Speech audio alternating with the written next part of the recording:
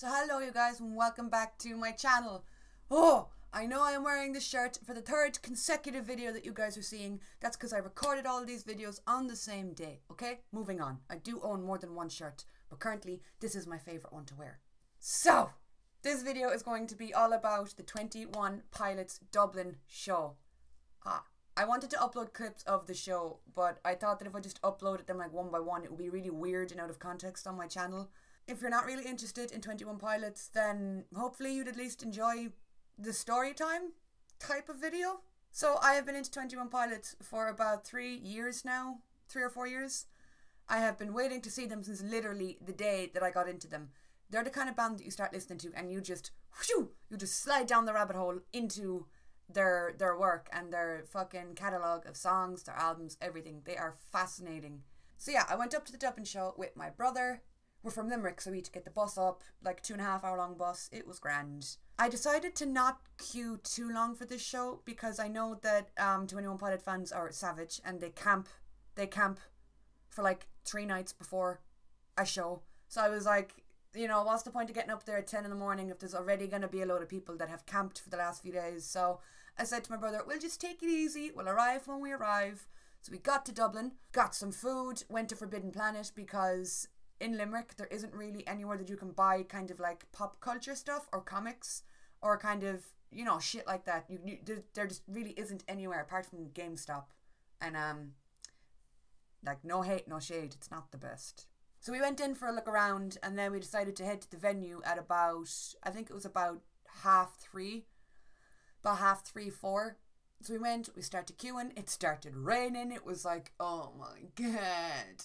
There wasn't a lot of people there at that time, which shocked me. Now, the way 3 Arena in Dublin is laid out is you can queue, if the building is a big square, you can queue on kind of 3 sides of the square, but they didn't have queuing for 2 of the sides open, so there was 2 sides with separate queues. I am desperate at explaining things. Anyway, we were door 3 because we were standing. We got there, joined the queue, got talking to a few people. We had to put up our goddamn umbrella, which is hard to do in a queue, let me tell you.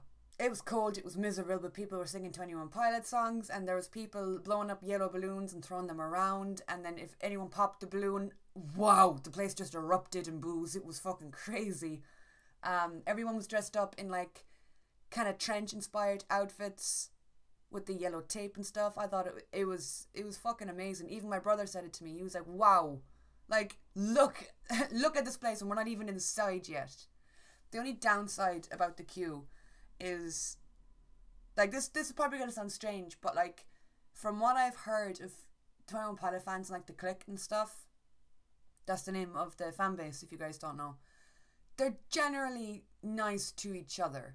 So, usually at queues or at shows, people kind of band together and look after each other and there's no meanness, I suppose. And so I thought it would be like really chill in the queue, but no, it wasn't. A load of teenage boys decided to start skipping the queue and start kind of pushing past everyone, and they were absolute shitheads. They were laughing as they did it. They announced, oh yeah, I know like half the songs in the set list, and I was like, are you fucking serious right now? And there was like kids in front of me of like 12, 13, 14 years of age, head to toe, 21 Pilots merch, talking about how much they loved them, how much that the band meant to them, and you had these fuckheads skipping past them. Do you get what I'm trying to say? Like, I'm not saying, you know, that any fan is more important than the other, but when you don't really give a shit about a band, why would you do something like that? I don't get it. I don't understand it. We got into the venue and the layout of the O2 is you get let in the door, and then the door that we got let in, you could go 2 ways. You could go to the left, down the back of the concert hall, or you could go to the right and run towards the stage. Now, I had done a little lurking on Twitter, and I was like, I knew that there was a B stage, but I wasn't sure if they'd bring it to Dublin, because I know that with 3 Arena in Dublin, I don't know if I've called it the O2 here, but it used to be called the O2, and I still call it that, so I'm kind of alternating between the O2 and 3 Arena. It's the same place. So, like, when bands in the past have played there, like when I went to see New Kids on the Block or Taylor Swift in 3 Arena, anything they had regarding their stage had to be downsized. So Taylor Swift had like a big runway or like a catwalk. She had to downsize that in order to fit it into the venue. Same with New Kids on the Block. So I was thinking, are they going to be able to fit a B stage in here? And they had like a bridge that they can walk from the main stage to the B stage. And I thought, well, they're probably not going to have enough room for that. But when we got let in, I saw what looked like a B stage, and I was like, it could be the soundboard. I don't know, but I'm just gonna chance it, because the main stage was already like, I would say 10 rows deep at this stage of people. So I was like, fuck it. I grabbed my brother and I was like, come on, child, we're running this way. So he came with me. We got barrier. And I was looking and I was like, no, this has to be the B stage. And my brother thought I was fucking crazy. He was like, what are we doing? Why are we running down the back of the venue? What are you doing, Kate? So I quickly explained to him, there's a B stage. They're going to come here and do 3 or 4 songs. We'll be front row for that, instead of being up in the insanity of being like front row or near the main stage, say. He thought I was crazy. He was like, no way. No, there's no way. So I looked up and I could see the fucking, the bridge, the walkway that they have. And I was like, Sam, do me a favour, look up at the ceiling and what do you see? And he was like, a bridge. And I was like, hate to say that I was right, but. So they did bring the B stage and the bridge to Dublin. I was like, yes. I'm sorry, I cannot get comfortable in this chair today. Oh my God, my legs are killing me because I'm sitting on them. So then it kind of sunk in with me that we were going to be front row for the B stage set. And I was like, I really was emotional, really fucking emotional that day. Support act came on. They were awesome. They were fun. I might include a short clip of them here.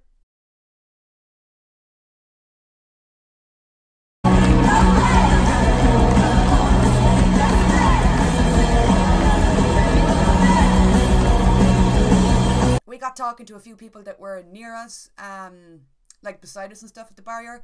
They were super nice. There was a lovely couple that had just, I think they'd just come back from Germany. And they had seen 21 Pilots in Germany, and they were telling us like, oh, they're amazing live and you're gonna have so much fun. And I was like, bitch, I know, I'm already crying and they haven't even come on stage. So the lights went down. So then they came on stage, and I thought their intro was so, it was really theatrical. Like, Josh walked on stage with his little torch, and the Heavy Dirty Soul jumpsuit car just popped up out the floor on fire with Tyler just standing there like, ha, hello. Oh.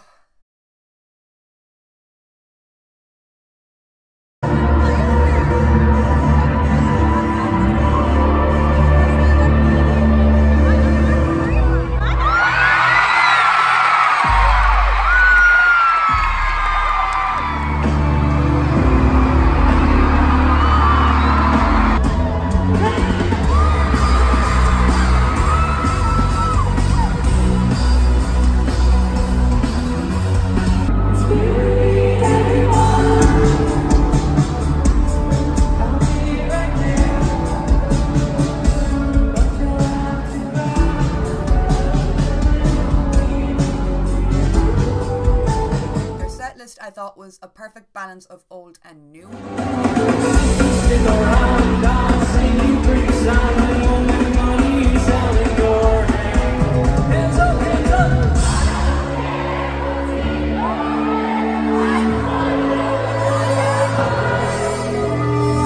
to say I wanna die before you, but because of you I'm nothing.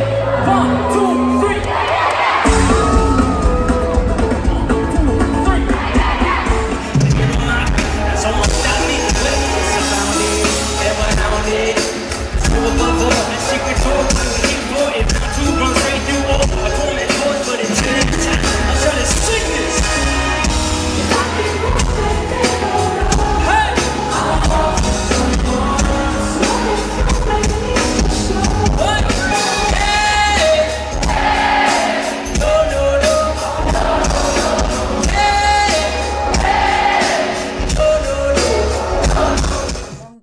Most excited for probably was to hear Holding On To You live. It's my favourite 21 Pilot song. I have a tattoo dedicated to that goddamn song. I have, well, you know, that doesn't really mean much. I have like 5 21 Pilot tattoos, but fucking Holding On To You is like, oh God.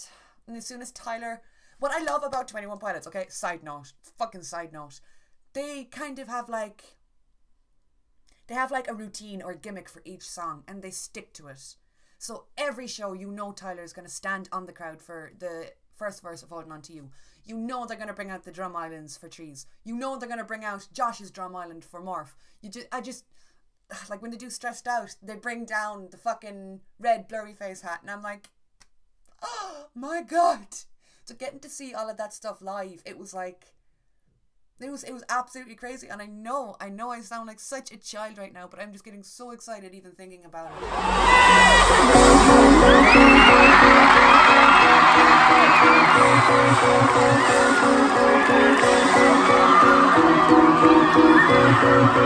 Taking over my body back, controlling the shot. Got better line of me with up. Things are crossing eyes and die.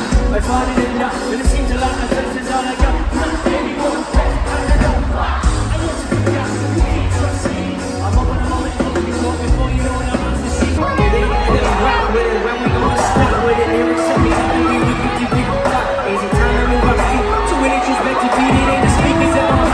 It's a hustle, let go.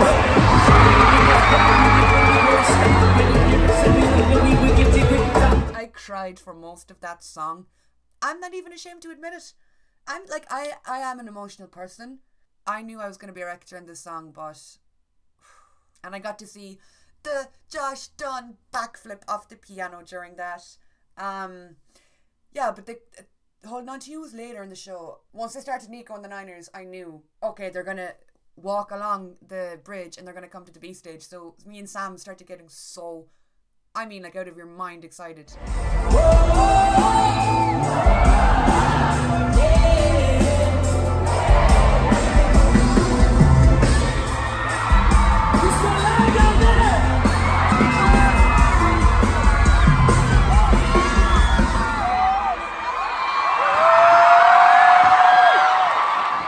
Finally reached the stage. Tyler reached the stage first and Josh walked through the crowd, and I was like, Josh, Mr. Dunn, you are one brave human being. But once they both reached the stage, they were so close. Like, they were right there. I'll be including pictures as I'm speaking because I took a good few pictures of when they were right bam in front of me, and it was like I couldn't believe it was real. You know, after all these years of listening to them and having their posters up on my wall, having them right in front of me, it felt like I was witnessing something really special, and I was. Bandido live was probably one of my favourites.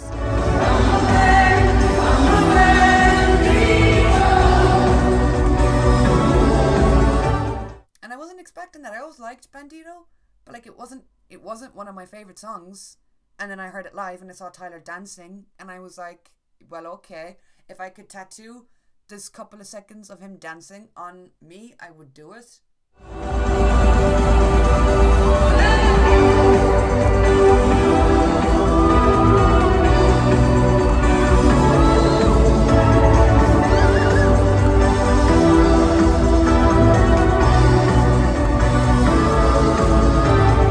on the B stage they did well, they ended Nico and the Niners as they got to the B stage. They did Neon Gravestones, Bandido, and Cheetah. Neon Gravestones, it's known for being like a kind of a very sensitive song, and I always liked it, but when I heard it live, it just really, for some reason, reminded me of Chester Bennington. I grew up loving Linkin Park because my mother is like, you guys think I love The Walking Dead or like 21 Pilots, depending on why you're watching this video. If you're watching the video because of, like, you like me and my Walking Dead reactions, you know how much I love the show. If you think I like The Walking Dead, it's got nothing on the love that my mom has for Linkin Park. I was reared on their music. I was lucky enough to meet them and see them live twice because of her. She brought me with her. So there's just something, I don't know, is it the way he was singing? I don't know, is it that Tyler's colouring, he kind of looks like him? I don't know, but I was getting Chester vibes. It was, yeah, it was just, it stood out to me.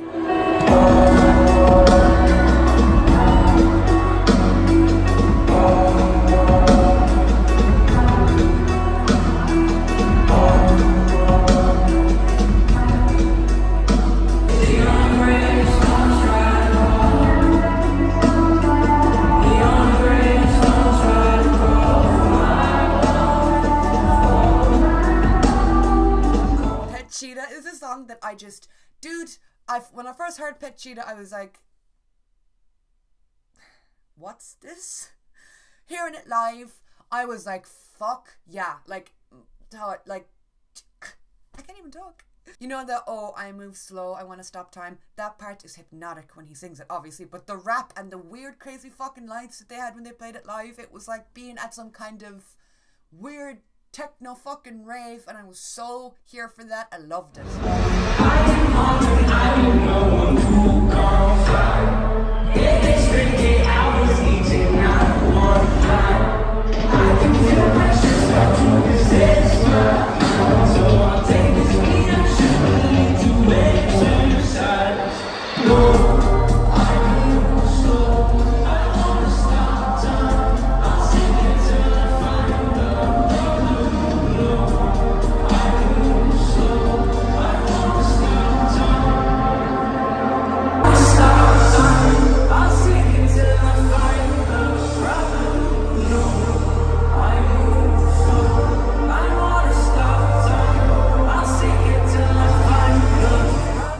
then you had like the surprise little gimmicky things they did, like during car radio.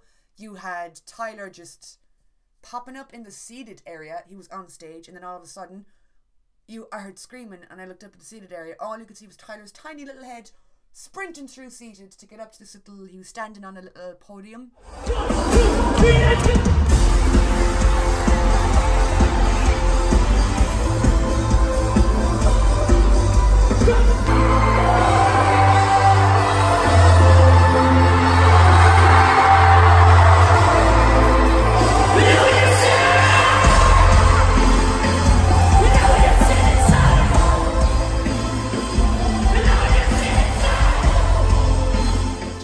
Local, we had the Cop-Out where there was a body double on stage. Now I knew about this because I'd been watching a few videos or I'd seen a few tweets about it. They start the song with a body double on stage, but he has like a mask over his face so you can't see him, and then he falls through the floor of the stage, and then the spotlight goes on Tyler, and Tyler is he's just hanging off the wall. He's up on the wall by himself screaming. Sounds about right for Tyler Joseph, but like, my little man, how did you get up there?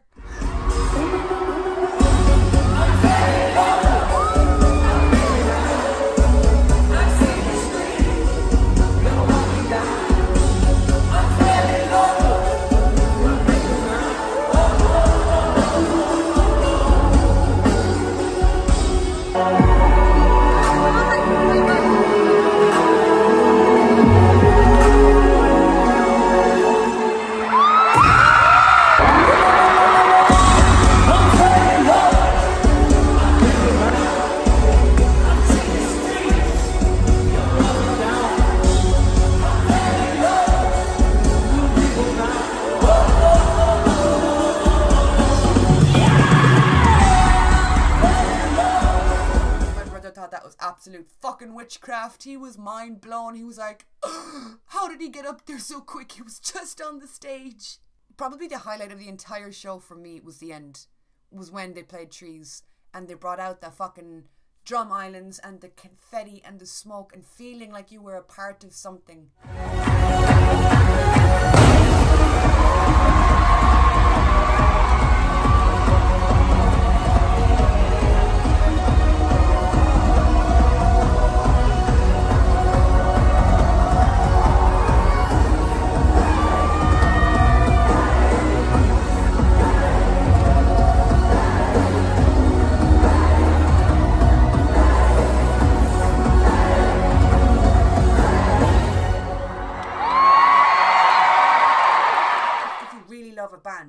At most shows, it's your love for them is the only thing that you're thinking of throughout the whole show. Honestly, at this show, especially during Trees, like, they let off all this yellow confetti and there's smoke on the stage behind the boys and the boys are standing on the crowd.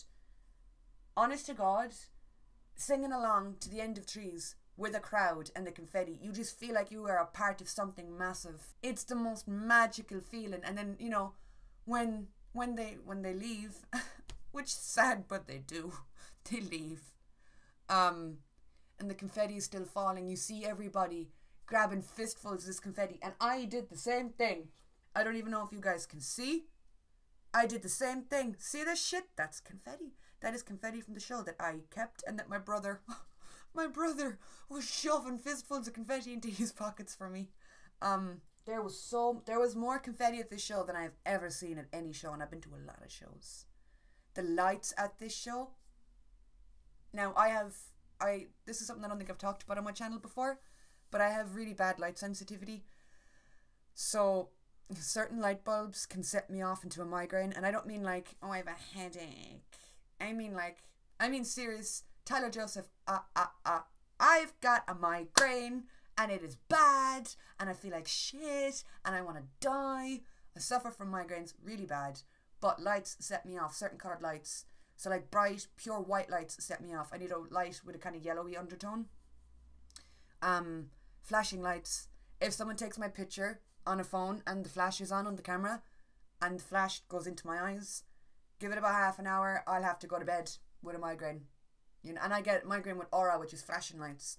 For some reason, 21 Pilots show has the most insane strobe lights, and it's really hard to explain, but it didn't do anything to me. Now, I had been to a show, I went to a 30 Seconds to Mars show. When was this one? This one would have been in 2010. Enter Shikari supported them.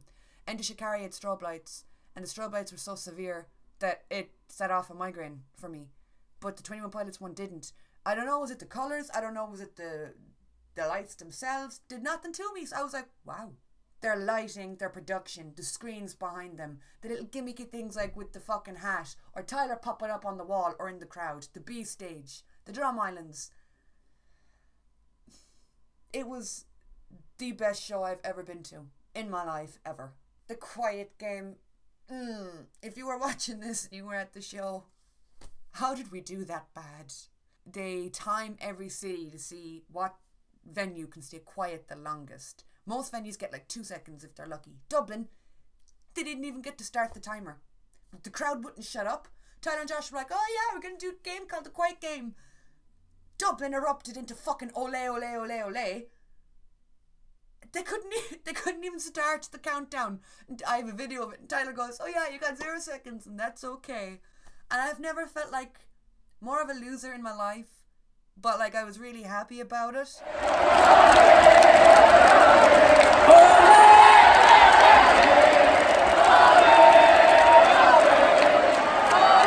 Right here in Dublin, Ireland, you got 0 seconds, and that's okay.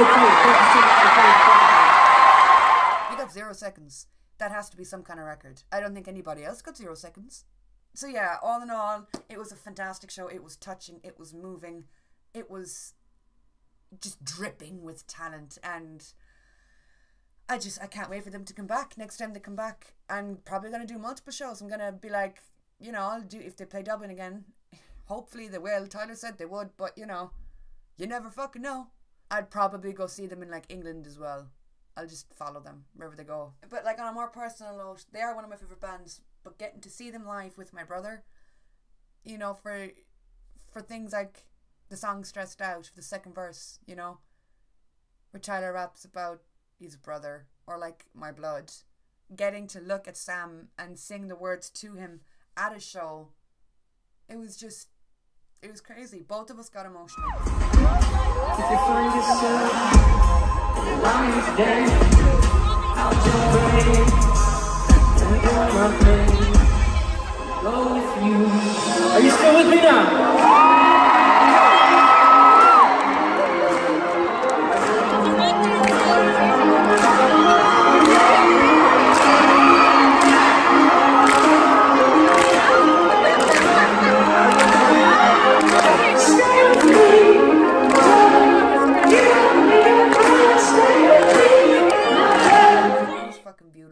And just, you know, Tyler and Josh, obviously they're never going to see this video because they're busy little beans.